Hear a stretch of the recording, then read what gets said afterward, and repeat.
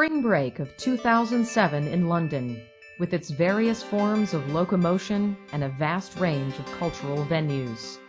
24 Brenau University students enrolled in a special topics and art history course, mapping out but a few examples of the depth and breadth of the city's artistic offerings, arrived on Saturday for a short cruise down the Thames and a bird's-eye view from the London Eye.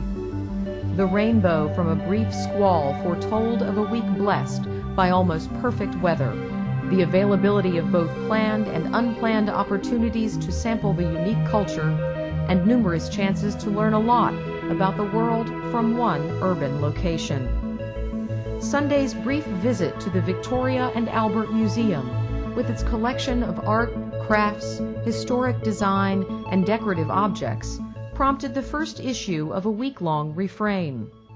There just isn't enough time to see it all. I want to come back.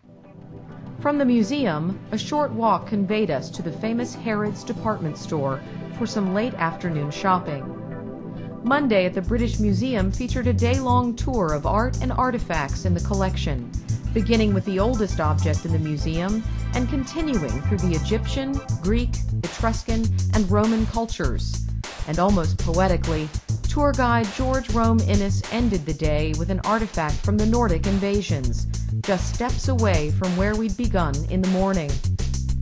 Tuesday's morning schedule included a guided tour of the internationally known Photographers Gallery and its annual Deutsche Prize exhibition of critically acclaimed contemporary photography. The afternoon brought the class to the House Museum of 18th century British architect Sir John Soane, chock full of his well-known collection of antiquities and works of art.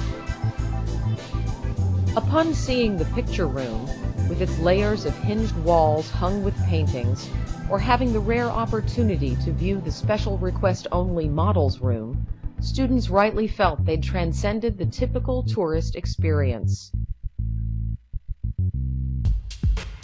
Thursday featured a visit to Trafalgar Square and the choice of visiting one or both of the neighboring museums, the National Gallery and the National Portrait Gallery. Subsequently, we visited the Inchbald School for Interior and Garden Design and enjoyed an open dialogue first hosted by the director herself and including currently enrolled students from South Africa, Sweden, and the UK. Brenau's interior design majors learned about differences between American and British practices and philosophies in the field, the respective histories of each country's approach to design, and enjoyed the opportunity to view current projects designed by their international counterparts.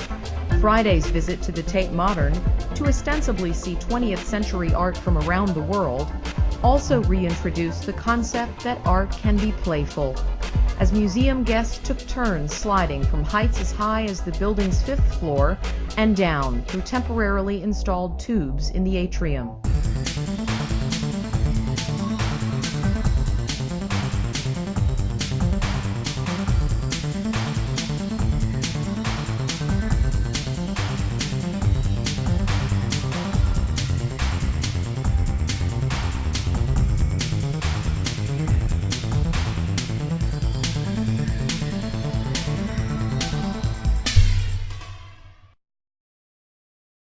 Students were exposed to a variety of art institutions, including the more official national museums, contemporary art spaces converted from factories or smaller urban architecture, and even a small house museum. Virtually every American student's wallet welcomed the benefits of England's National Trust, which provides free general admission for visitors to many places. Such an opportunity liberated spending money for other things to do and see, such as theatrical productions like Wicked or Equus, travel just outside the city to see unique garden designs, a visit to the impressive St. Paul's Cathedral with its crypt full of the tombs of famous artists, architects, authors, and scientists, as well as its accessible dome, known as the Whispering Gallery. A tour of the Tower of London and viewing the crown jewels, and of course, to taste the culinary offerings of a truly international city.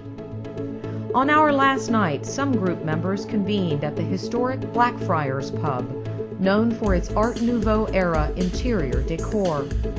We hoisted pints to the completion of a week full of memorable experiences in both learning and leisure. Such opportunities further illustrate Brenau University's liberal education tradition.